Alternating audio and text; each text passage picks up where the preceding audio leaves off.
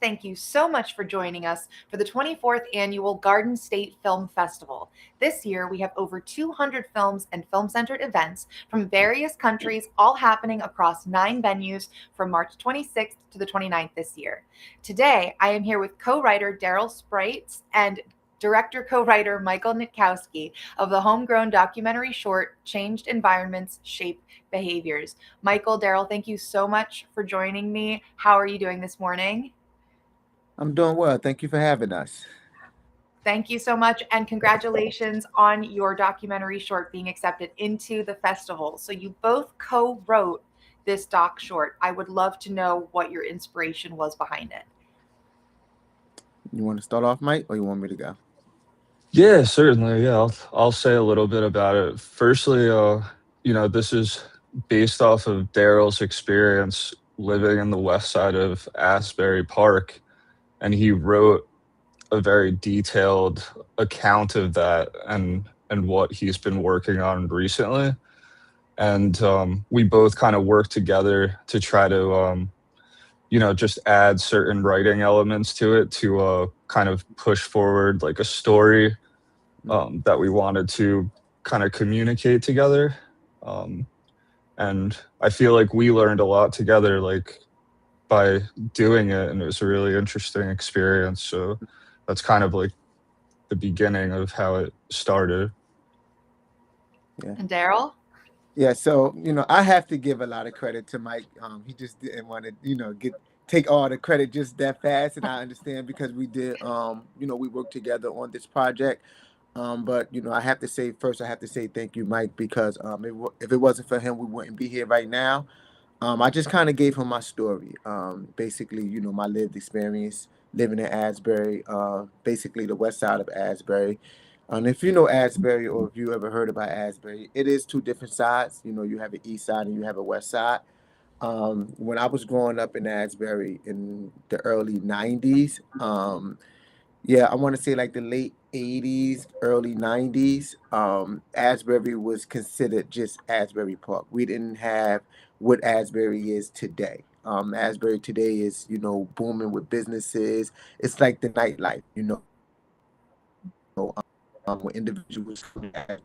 But west side of Asbury is the dark side of the town. And some of the, clips there and record and take pictures of, you can see the different town, and that is today. This is not 10, 12, 15 years ago. This is literally 2-3 months ago when he did this. And you can still, the east side is, and it's something that I explained to Mike, the difference between the sides of the east side and west side. When you go onto the east side, it's lit up, it's the nightlife, it's individuals enjoying themselves. But then as soon as you cross them tracks, it become dark. This is the dark side of Asbury Park. It's you see individuals, maybe struggling with mental health. You see individuals struggling with addiction on the west side of Asbury Park.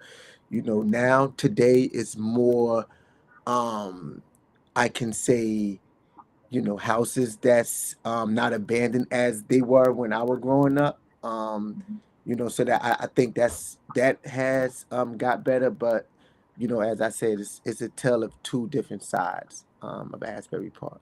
Two different stories, I'm sorry. I mean, so I live in Philadelphia now for the past 2 years, and I hear about how things have gentrified and things have changed, like how different it was 30 years ago versus now. And so I really find it fascinating to hear about, other towns or small cities that are very similar in that way. How did the two of you come together for this project? Like, how do you know each other? Yeah, so I'll chime in, Daryl, because I get a kick out of how we met, and this. So me and Daryl met on the floor of a substance use rehab that we were working in, and we worked with people that were coming in off the street to deal with some similar situations that some people from this community and a bunch of communities deal with, and we always kind of talked about movies and writing, and we both like have creative interests. And I've always thought of Daryl as a friend, like when I met him there, and I'm glad we got to kind of come together to like tell this idea here. And I feel like it was a good project for me and him to kind of just work on something together. He does a lot of cool stuff in his community now. And you know you mentioned just like all different communities sharing like similar things. I just wanted to add, like, I think it's cool, like Asbury was such an interesting case study for me because like there's a lot going on in this area in a 1 mile or so radius. And like just yeah, that, like, I just found that interesting. But yeah, me and Daryl worked get together. We're both professionals in the mental health field, and we got a chance to kind of reunite to tell a story together, which I was excited about. Thank you guys so much for the work that you're doing and have done. Coming from a household, so my mom's a social worker. She works with drug and alcohol counseling. So thank you so much for what you do. I wish there were more people out there at least talking about what you do. But Daryl, it seems as though you were going to say something and I cut you off. I'm so sorry. No. I just went kind of piggybacking off of what Mike said. We met. We worked at the same place, and immediately we just clicked. We just, and this is before I even knew about what Mike did with filming and production. We just clicked just as individuals. We both had one agenda, and that was to help individuals. um One day he told me the work that he does, and how sometimes you always you want to help everybody else, you want to pour into everybody else's issues, and then sometimes you kind of forget about yourself. One day I was just sitting back thinking, and I was like, Mike, like, I can talk to Mike and be able to share my story, because like Mike said, a lot of the work that I'm doing in the community, it needs to be talked about. This is what we talk about: change, environment, shape behaviors. You know, the side of Asbury that I grew up on, where was high crime, high substance use. Eventually you become a part of that. You believe that this is the right thing to do. Your mind becomes trained that way, right? And as we see today, like you said, the gentrification and more resources coming into the community, to kind of give individuals a step up. So I came to Mike and was like, Mike, how about we do something? Let's and we had no idea what we was going to do. It was just, hey, listen, you know your skills. I know my skills. Let's put it together and let's just see how it works. And look where we at today. Mike sent me an email. I was like, wow, this is incredible. Like, so us kind of coming together, we I think we made a dominant duo. Well, I mean, to speak on that, what is your experience collaborating in any documentaries? Is this, like something that you guys have been doing together for a while, or is this like the start of something new? So if I can go back, Mike, I don't know if you remember this. We started this in 2019, right? I had went and watched some. I was going through my pictures, and in 2019, December. No, I'm sorry, December of 2020. It might have been, yeah, December of 2020. Mike came out to the neighborhood where I grew up at, which was Dewood and Springwood Avenue. We came out there, he took pictures, and we just kind of just put it out there. It was almost like a uh what's the word I'm looking for? It was like we was kind of getting the viewers' attention back then, and then the pandemic happened. So everything was shut down, and then now we kind of got back together, and we was able to kind of give a little start of, I believe, what's going to come out of this, because I believe we have a lot to offer and a lot of work that we're going to get done together. That's just my hopes and my beliefs. No, I mean, that's awesome. Where does this project, fit for your guys's, journey as filmmakers? Or was this something that you really wanted to focus kind of with like your line of work?